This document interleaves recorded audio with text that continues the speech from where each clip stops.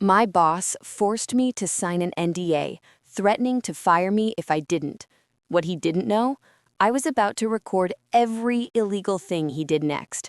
And that recording, it didn't just save my job, it destroyed his entire career and landed him in a courtroom.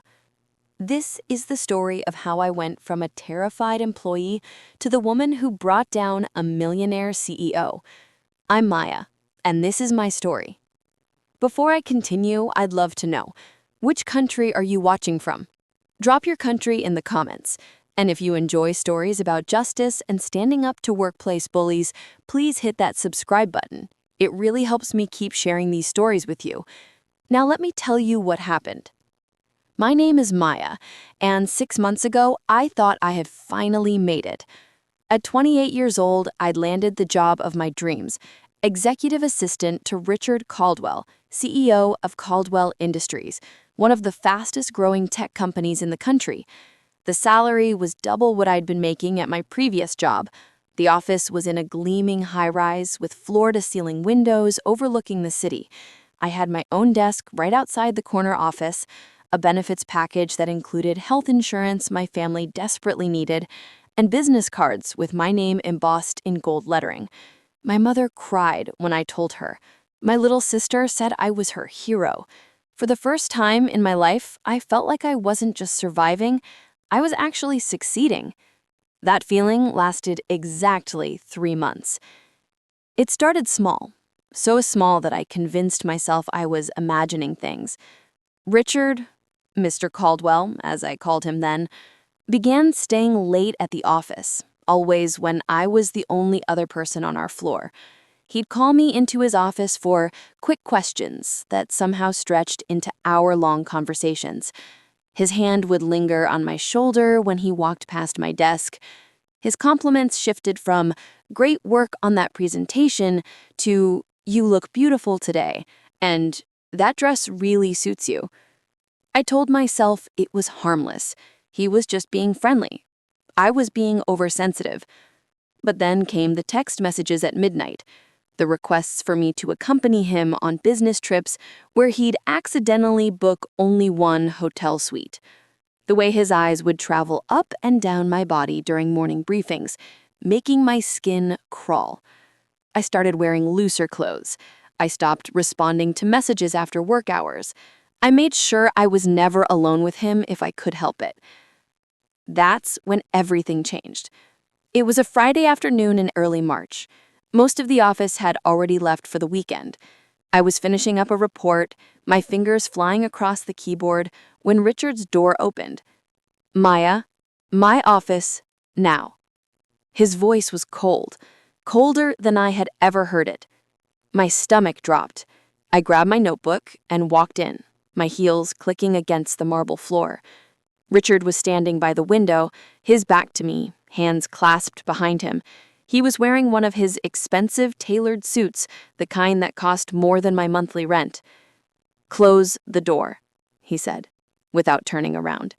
I did, my hand trembling slightly on the handle.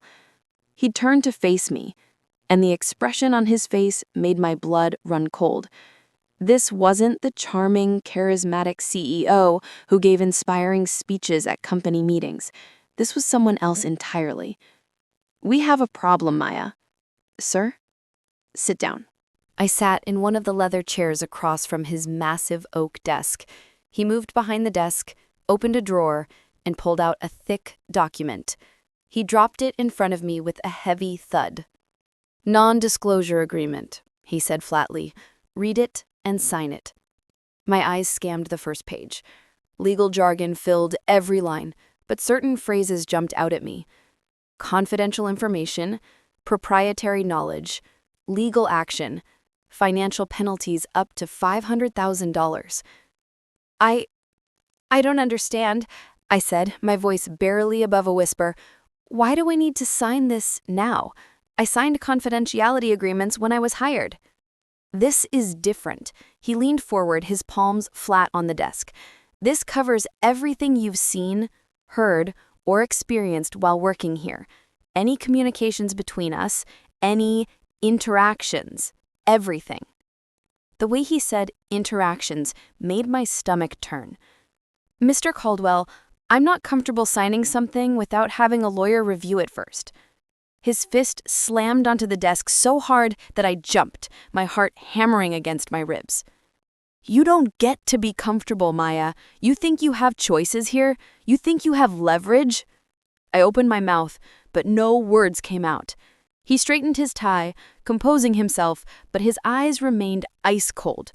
When he spoke again, his voice was calm, dangerously calm. "Let me make this very simple for you. Sign this NDA right now, or you're fired. And I don't just mean fired, I mean blacklisted. I have connections in every major company in this industry. One phone call from me, and you'll never work in tech again. You'll be lucky to get a job answering phones at a car dealership." Tears pricked at my eyes, but I refused to let them fall. "This isn't legal. You can't—" "Can't I?" He smiled, but there was no warmth in it. "I have 12 lawyers on retainer who would disagree with you, and unlike you, I can afford to fight this battle for years. Can you? Can your family?" My blood turned to ice. He knew about my family, about my mother's medical bills, about my sister's college tuition that I was helping to pay. "How do you—" "He knows everything about you, Maya. Where you live, where your mother gets her treatments, where your sister goes to school." He picked up a pen and held it out to me. "So, here's what's going to happen. You're going to sign this document right now. You're going to continue doing your job, and you're going to keep your mouth shut about anything that happens in this office. Do we have an understanding?" My hands were shaking so badly I could barely hold the pen. Every instinct in my body screamed at me to run, to throw the document in his face and tell him exactly where he could shove his NDA. But I thought about my mother, who'd just started a new treatment that was finally working. I thought about my sister, who was only 2 semesters away from graduating.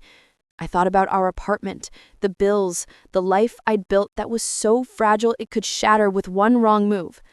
"Sign it, Maya," he said softly, leaning back in his chair. "Or I make one phone call, and by Monday morning, you're unemployed and unemployable. Your choice." It wasn't a choice. We both knew it. With tears now streaming down my face, I signed my name on every flagged line. My signature was shaky, barely legible, but it was there. Richard took the document, flipped through it to make sure every page was signed, and then locked it in his desk drawer. "Good girl," he said, as if he were praising a dog. "You can go now, and Maya, I'll see you bright and early Monday morning. We have a lot of work to do." I stood on trembling legs and walked out of his office. I made it to the elevator before the sobs broke free. I cried all the way down 47 floors. That night I lay awake in my small apartment, staring at the ceiling. I felt trapped, violated, powerless. But somewhere around 3 in the morning, something shifted inside me. I thought about what Richard had said. "You're going to keep your mouth shut about anything that happens in this office." And that's when I realized something important. He hadn't said I couldn't document it. He hadn't said I couldn't gather evidence. He just said I couldn't talk. By the time the sun rose on Saturday morning, I had made a decision. If Richard Caldwell thought he could threaten me into silence, he was about to learn just how wrong he was. I was going to record everything, and I was going to bring him down. That weekend felt like the longest of my life. I barely slept, I barely ate. I spent hours researching employment law, NDA enforceability, and workplace harassment. My laptop screen glowed in the darkness of my bedroom as I scrolled through legal forums, read whistleblower protection articles, and watched videos about documenting workplace abuse. What I learned terrified me and empowered me at the same time. Yes, I had signed an NDA, but NDAs couldn't legally protect illegal activity. If Richard was doing something criminal, that document I'd signed wasn't worth the paper it was printed on. The problem was I needed proof. Solid, undeniable proof. On Monday morning, I walked into that office with my head held high and a recording app hidden on my phone. My hands were sweaty as I rode the elevator up to the 47th floor. Every few seconds, I'd touch my purse, feeling the outline of my phone tucked in the inner pocket, already recording. I'd tested it dozens of times over the weekend. The audio quality was crystal clear, even when the phone was buried under layers of fabric. "Good morning, Maya," Richard said when I arrived, his voice dripping with false cheerfulness. He was sitting at his desk, perfectly composed, as if Friday had never happened. "Coffee, black, 2 sugars." Not "good morning," not "how are you," just orders. "Of course, Mr. Caldwell," I said, my voice steady despite the rage burning in my chest. That first week back, I kept my head down and my eyes open. I did my job perfectly, scheduling his meetings, managing his emails, preparing his presentations. But I also started noticing things I'd been too busy or too naive to see before, like the expense reports that didn't add up.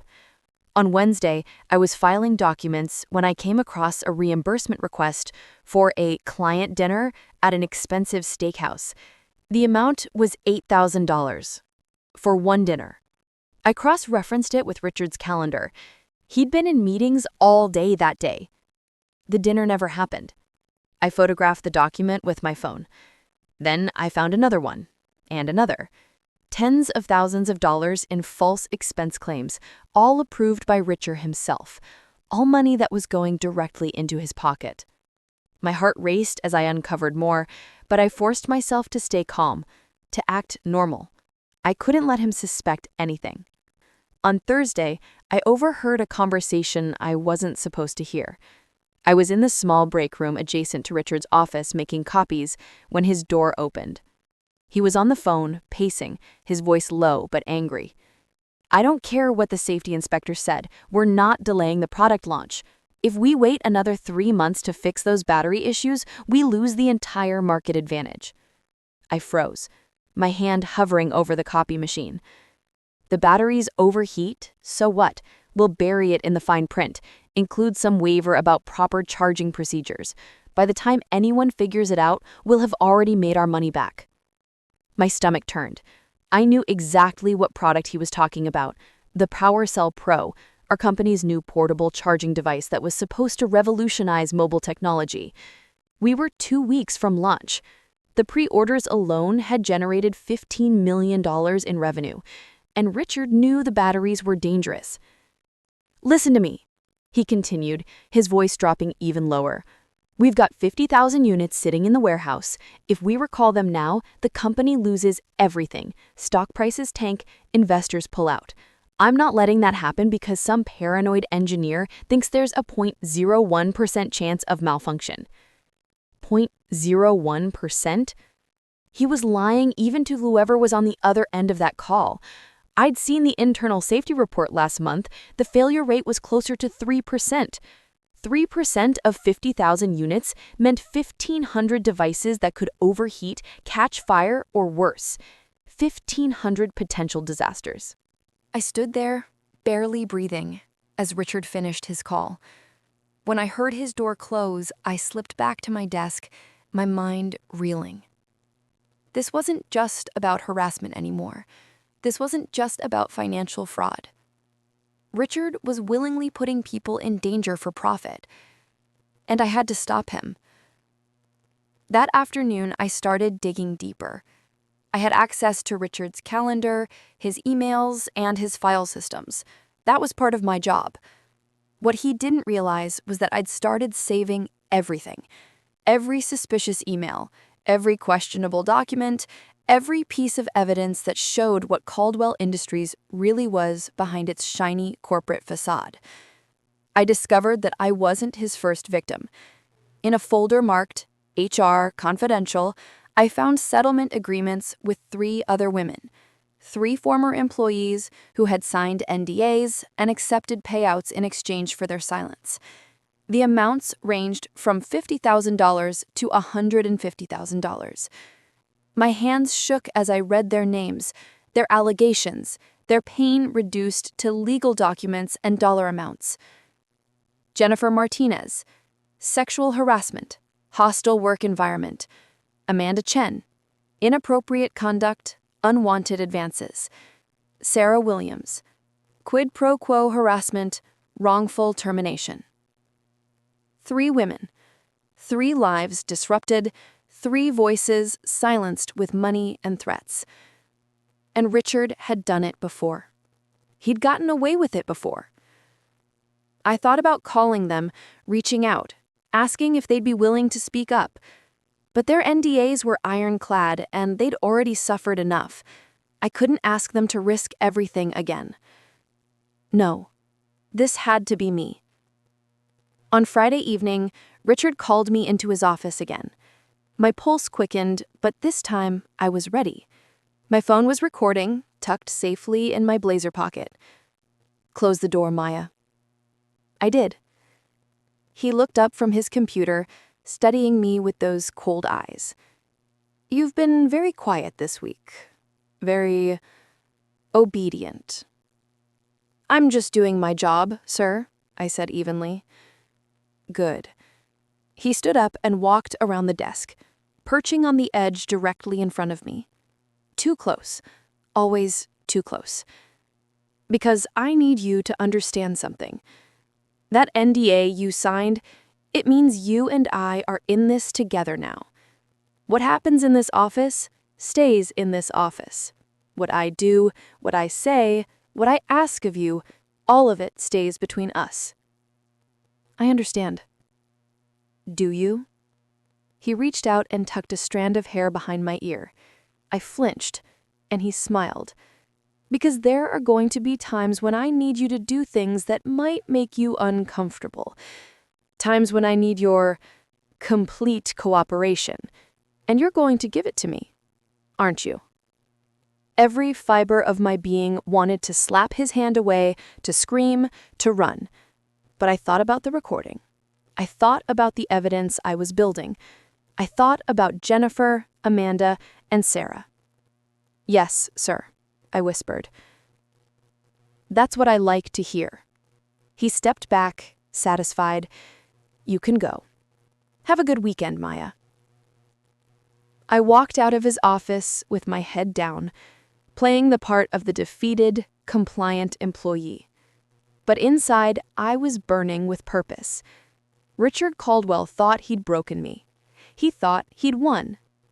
He had no idea that every word he just said was recorded. And I was just getting started. The next 3 weeks were the most dangerous of my life. Every morning I woke up at 5 a.m. with my heart already pounding. I'd shower, get dressed, and stare at myself in the mirror, practicing the mask I had to wear. Compliant Maya.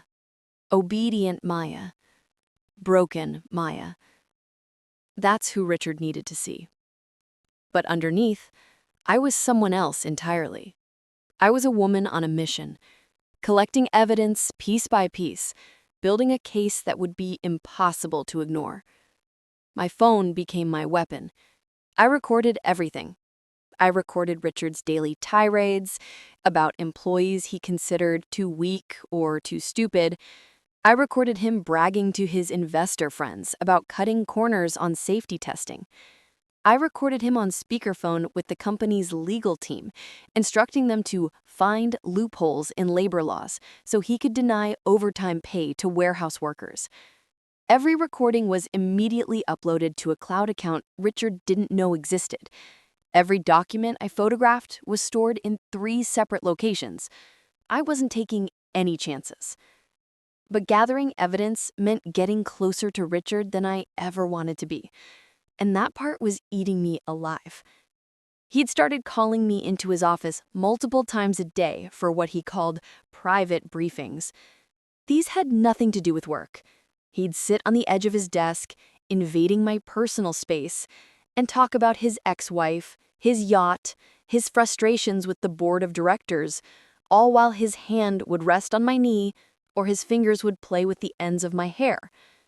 I'd smile, I'd nod, I'd pretend it didn't make my skin crawl. And I'd make sure my phone was recording every second. "You know, Maya," he said one afternoon, his hand sliding up my arm, "you're different from the others. Smarter. More resilient. Thank you, sir. I managed, my jaw clenched so tight it ached. That's why I'm trusting you with something important. He walked back to his desk and pulled out a flash drive. This contains the real financial data for the PowerCell Pro launch, not the numbers we're showing investors, the real ones. My heart stopped.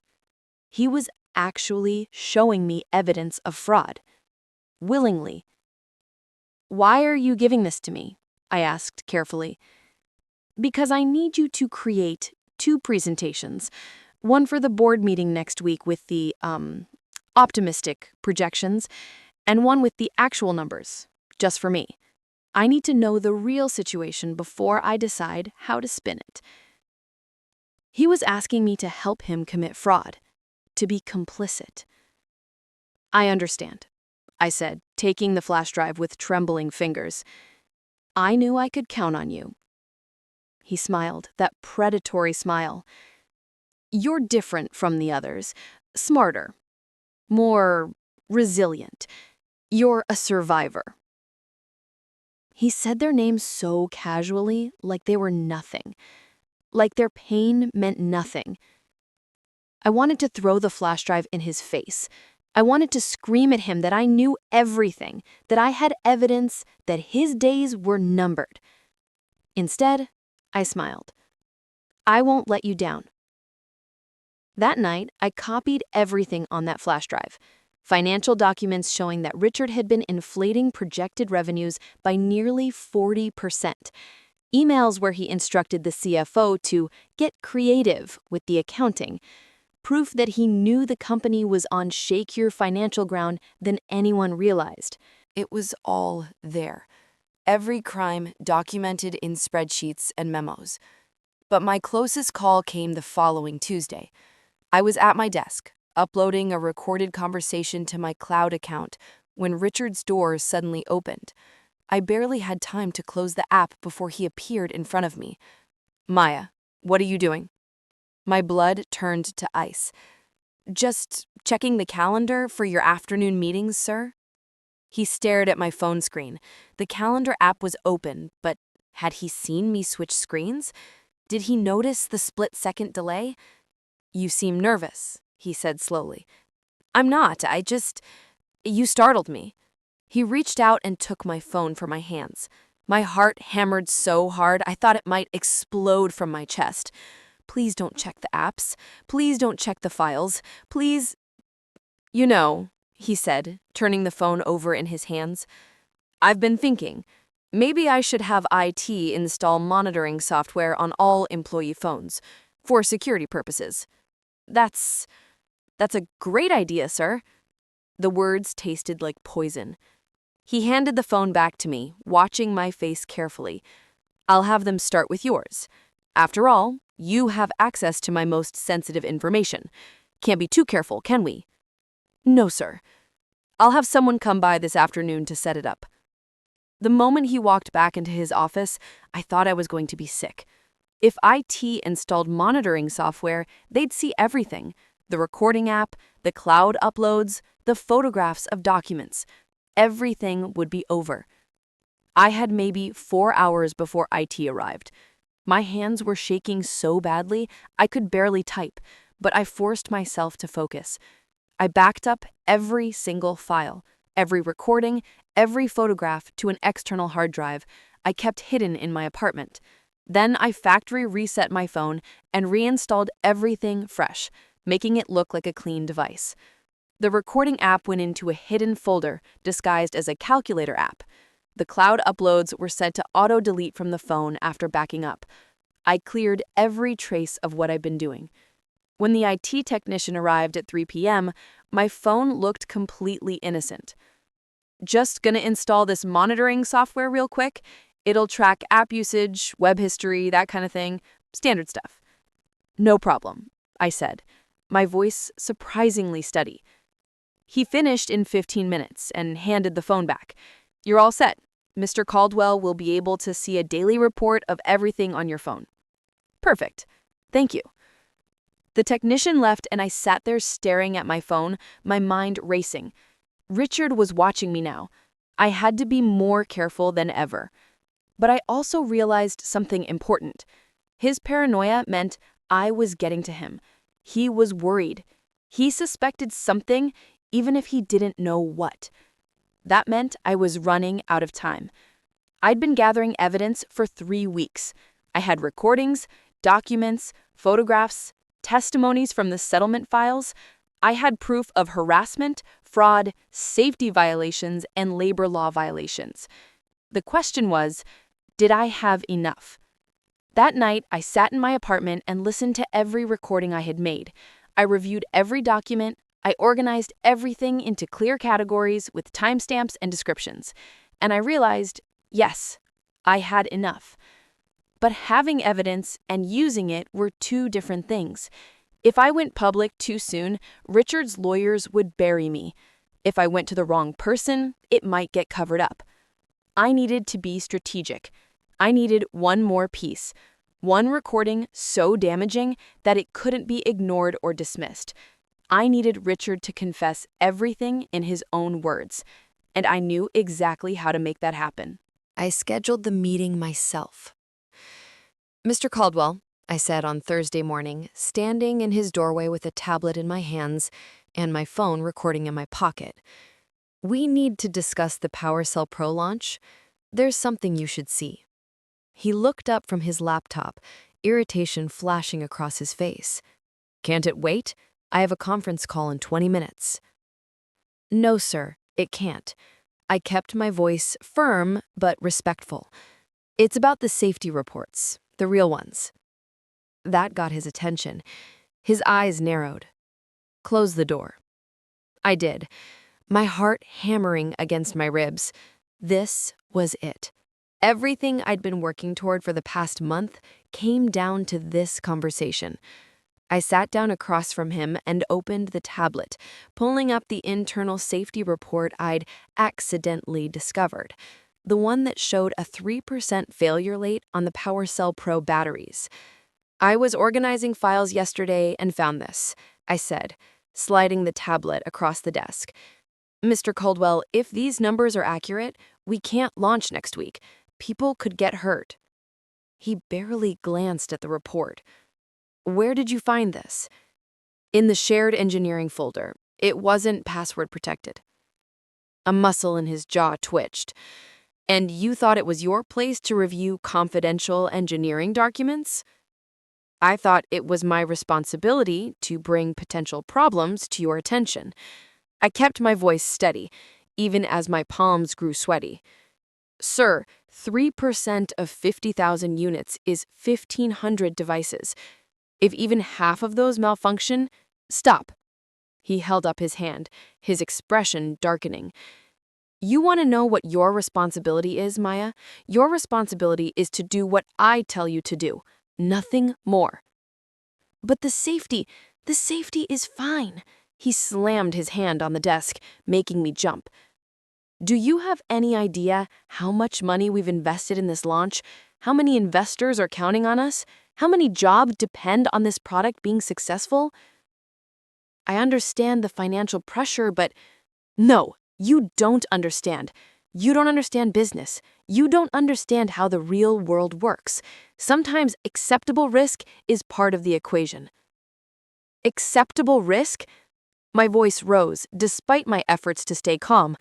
"You're talking about devices that could fire, that could hurt people." "Could? Might? Maybe." He leaned forward, his hands flat on the desk. "You know what's not a maybe? The fact that if we delay this launch, this company goes under. The stock price crashes, everyone loses their jobs, including you and whatever charity cases you're supporting with your paycheck." There it was, the threat. Always the threat. "So here's what you're going to do," he continued, his voice dropping to a dangerous whisper. "You're going to delete that report from your tablet. You're going to forget you ever saw it. And you're going to spend the next week making sure this launch goes perfectly. Are we clear?" I looked up at him, this man who had threatened me, harassed me, and was now asking me to be complicit in potentially harming innocent people. And I made a choice.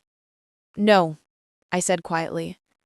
The word hung in the air between us like a bomb. What did you say? His voice was deadly calm. I said no. I stood up, meeting his eyes. I won't help you launch a dangerous product. I won't be part of this. His face turned red. You're refusing a direct order from your supervisor? I'm refusing to break the law. My voice was shaking now, but not with fear, with rage, with months of suppressed anger finally breaking free. What you're doing is illegal, Mr. Caldwell. The fraud, the safety violations, the harassment, all of it. He laughed, a cold, cruel sound. Harassment? Is that what this is about? You think you can throw around accusations because I gave you a few compliments? Because I was friendly? Friendly? The word burst out of me. You threatened to fire me if I didn't sign an NDA. You forced me into private meetings where you touched me without consent. You made my job contingent on my silence about your illegal activities. Prove it. He stepped around the desk, moving closer. You signed an NDA, remember? You can't say a word about anything that happens in this office without facing a $500,000 lawsuit. So go ahead, Maya. Tell someone. See what happens. You're right, I said, my hand moving to my purse. I did sign an NDA, but NDAs don't protect illegal activity, and everything I've said, I can prove it. I pulled out my phone and held it up. His face went white. What is that? Every conversation we've had for the past month, every threat, every inappropriate comment, every admission of fraud. My hand was steady now, my voice clear. It's all recorded, and it's all backed up in multiple locations where you can't touch it. The silence that followed was deafening. You recorded me? His voice was barely a whisper. Every single day. That's illegal. You can't. Actually, I can. This is a one-party consent state. As long as one person in the conversation knows it's being recorded, and I did, it's perfectly legal. I'd done my research. I'd made sure every piece of evidence I collected would hold up in court. His face cycled through emotions: shock, rage, fear, calculation. You think anyone will believe you? I'm Richard Caldwell. I'm a respected CEO. You're just some assistant with an axe to grind. Maybe, but I'm an assistant with hours of recorded evidence, with financial documents proving fraud, with safety reports you tried to hide, with settlement agreements from 3 other women you paid off. I took a step toward the door. And I'm an assistant who's already sent everything to the SEC, the Labor Board, and the Consumer Protection Agency. His color drained from his face. You didn't. I did. This morning. Before I came in here. It was a lie. I hadn't sent anything yet, but I needed him to believe I had nothing left to lose. It's over, Mr. Caldwell. Your lawyers can't stop it now. He lunged toward me, and for a moment I thought he might actually hurt me. But he stopped himself, his fists clenched at his sides. You have no idea what you've done. I will destroy you. I will take everything you have, your career, your reputation, your family. Go ahead and try, I said, opening the door. But this time, the whole world will be watching.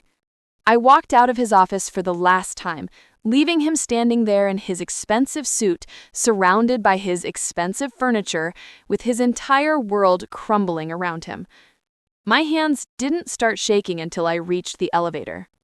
I didn't go back to the office that afternoon. Instead, I went straight to a lawyer, a real one this time, specializing in employment law and whistleblower protection.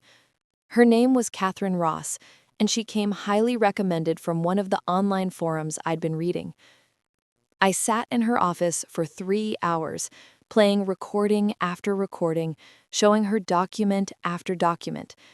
She listened to everything without interrupting, her expression growing more serious with each piece of evidence. When I finished, she sat back in her chair and looked at me with something like awe. Maya, this is one of the most comprehensive evidence collections I've ever seen from a whistleblower, she said. You've documented everything perfectly. Timestamps, context, corroborating documents. This is airtight. So what happens now? I asked, my voice hoarse from talking. Now, we take this to every agency that needs to see it. The SEC for the financial fraud, the Consumer Product Safety Commission for the dangerous products, the Equal Employment Opportunity Commission for the harassment, and we file a lawsuit for wrongful termination, hostile work environment, and retaliation. But I wasn't terminated. You will be, she said grimly. The moment Caldwell realizes you're serious, he'll fire you. But that's actually good for us. It proves retaliation, which strengthens your case.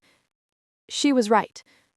I received the termination email at 6:47 p.m. that same day, effective immediately for insubordination and breach of company policy. No severance, no explanation beyond those corporate buzzwords. But Catherine had already filed the paperwork.